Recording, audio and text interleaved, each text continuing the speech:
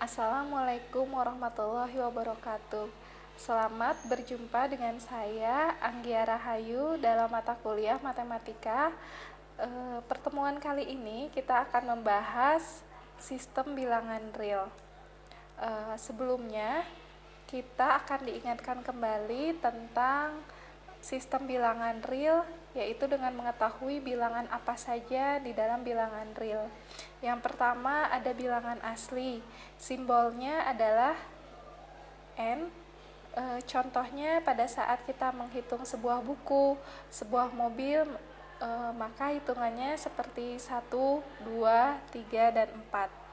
Kemudian bilangan bulat adalah apabila bilangan asli ditambahkan dengan 0 dan bilangan negatif, maka bilangan-bilangan ini termasuk bilangan bulat. Simbol di simbol bilangan bulat adalah Z.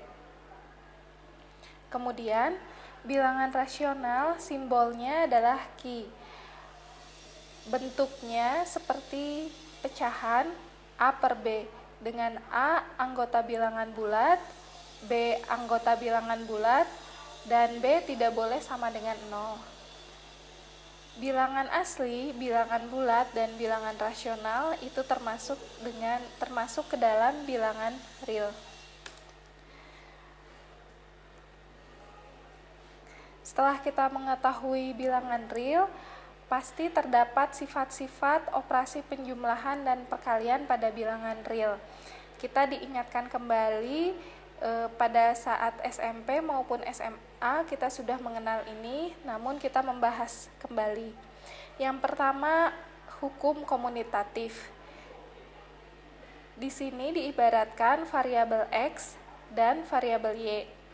Sifat komutatif apabila X ditambah Y sama dengan Y tambah X untuk penjumlahan, dan untuk perkalian apabila X kali Y sama dengan Y kali X.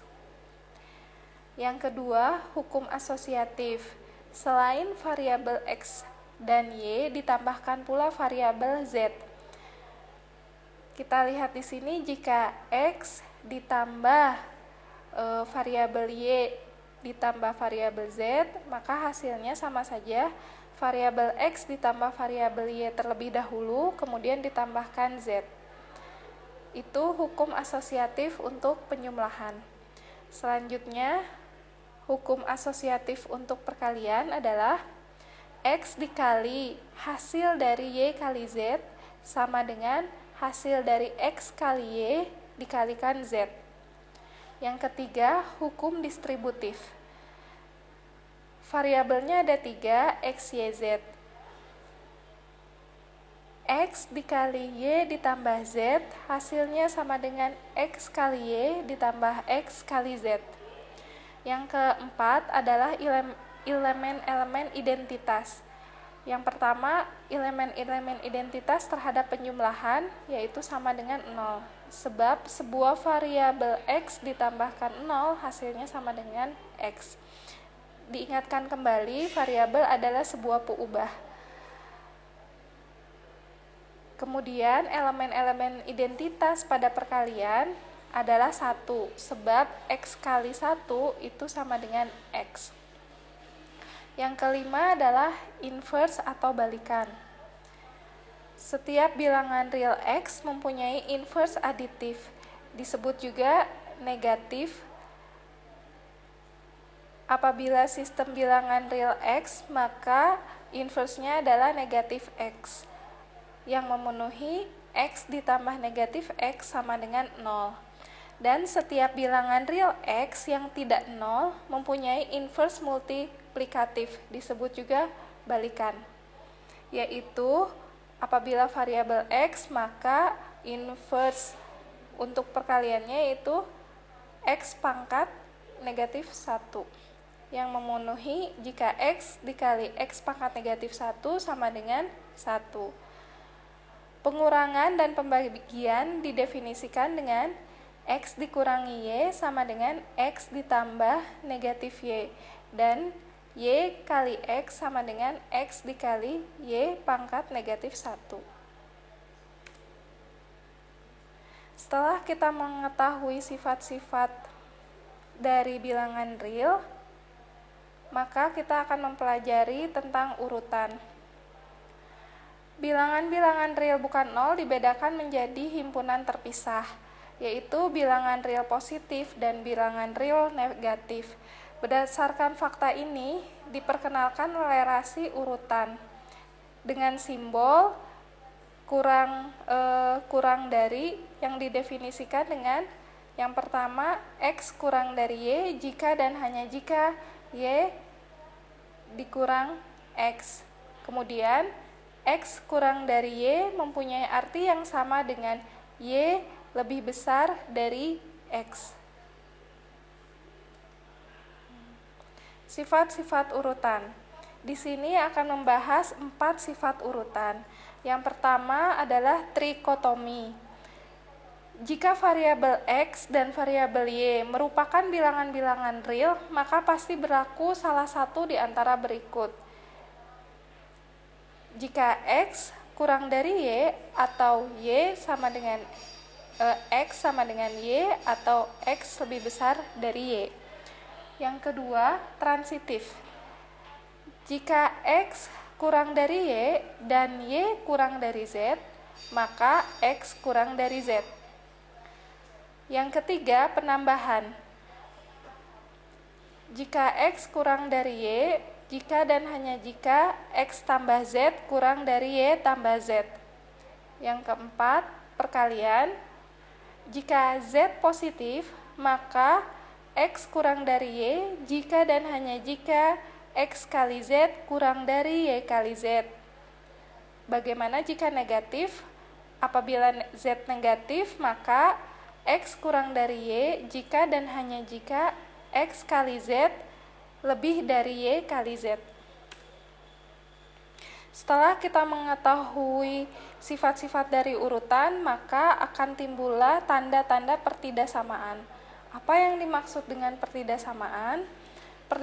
Pertidaksamaan merupakan kalimat terbuka yang menggunakan relasi kurang dari, lebih dari, kurang dari sama dengan, atau lebih dari sama dengan.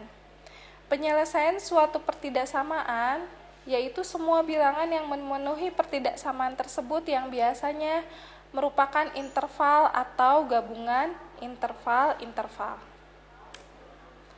Nah, kita mengetahui di sini akan interval itu ada 2, yaitu interval terbuka dan interval tertutup. Perbedaannya dilihat dari cara penulisannya. Apabila interval terbuka menggunakan kurung bulat A, B, sedangkan interval tertutup memakai kurung siku, misalnya di sini A, B juga. Interval terbuka adalah himpunan semua bilangan real yang lebih besar dari A dan kurang dari B. Sedangkan interval tertutup adalah himpunan semua bilangan real yang lebih besar atau sama dengan A dan kurang atau sama dengan B.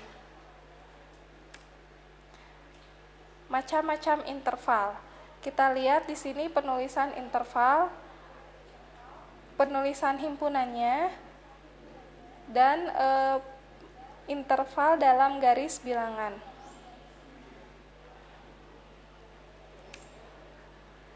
Kita lanjut ke contoh pertidaksamaan. Contoh yang pertama, tentukan himpunan penyelesaian pertidaksamaan 2x kurang 7 kurang dari 4x dikurangi 2. Maka penyelesaiannya adalah 2x kurang dari 4x ditambah 5, kemudian min 2x kurang dari 5. Hasilnya adalah x lebih besar dari negatif 5/2. Di sini kenapa berubah tanda dari kurang dari menjadi lebih dari? Karena pada saat di variabel x bertanda negatif, maka dia akan berubah tanda menjadi lebih besar. Apabila lebih besar bisa berubah tanda menjadi kurang dari. Sehingga himpunan penyelesaiannya dalam bentuk interval adalah negatif 5/2 sampai tak hingga, atau variabel X di mana X lebih besar dari negatif 5/2. Contoh yang kedua, kita menentukan himpunan penyelesaian pertidaksamaan dalam bentuk pertidaksamaan kuadrat. Di sini contohnya apabila ada soal X kuadrat dikurangi X dikurangi 6 kurang dari 0, maka penyelesaiannya dengan menggunakan cara pemfaktoran hasilnya adalah X kurangi 3 dikali X ditambah 2. Maka titik-titik dalam garis bilangan yaitu negatif 2 dan 3. Kemudian kita uji setiap daerah yang kurang dari negatif 2 antara negatif 2 dan 3, kemudian bilangan yang lebih besar dari 3. Maka hasilnya di sini dapat dilihat, kita uji apabila kita mengambil salah satu titik anggota himpunan kurang dari 2, contohnya negatif 3, negatif 4, dan seterusnya, maka hasilnya adalah positif. Jika kita mengambil anggota himpunan antara negatif 2 dan 3, maka hasilnya adalah negatif. Dan jika kita mengambil anggota himpunan lebih besar dari 3, hasilnya positif. Karena di soal ini yang ditanyakan kurang dari 0, maka kita mengambil daerah yang negatif. Berarti kita bisa lihat bahwa nilai-nilai X, yaitu variabel X, adalah di antara negatif 2 dan 3. Maka himpunan intervalnya menjadi negatif 2,3 atau X di mana X di antara negatif 2 dan 3. Apabila soalnya lebih besar tandanya, maka kita mengambil daerah yang positif. Contoh yang ketiga adalah kita menyelesaikan himpunan penyelesaian pertidaksamaan dalam bentuk pecahan. Contohnya di sini adalah 2X dikurang 5 per X kurang 2 lebih kecil dari sama dengan 1.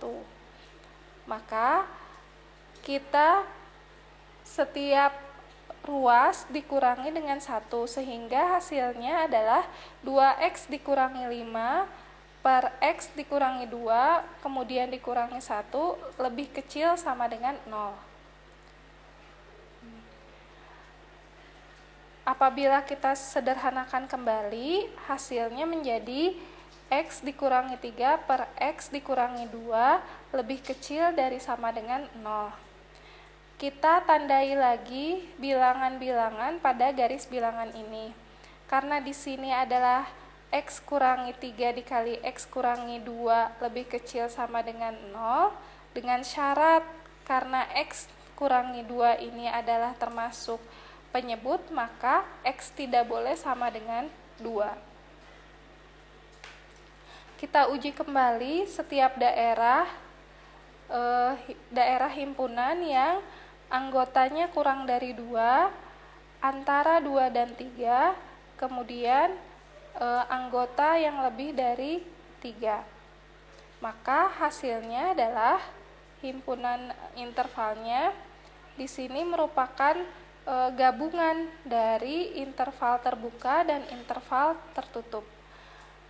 Karena pertanyaannya adalah kurang dari sama dengan, maka hasilnya kita mengambil daerah himpunan penyelesaiannya yang negatif. Sekian untuk pertemuan yang pertama ini tentang sistem bilangan real. Mudah-mudahan ini mengingatkan kembali pada pertemuan-pertemuan pada saat SMA maupun SMP, karena ini merupakan dasar dari kalkulus. Selamat belajar, sampai ketemu dalam pertemuan berikutnya. Terima kasih.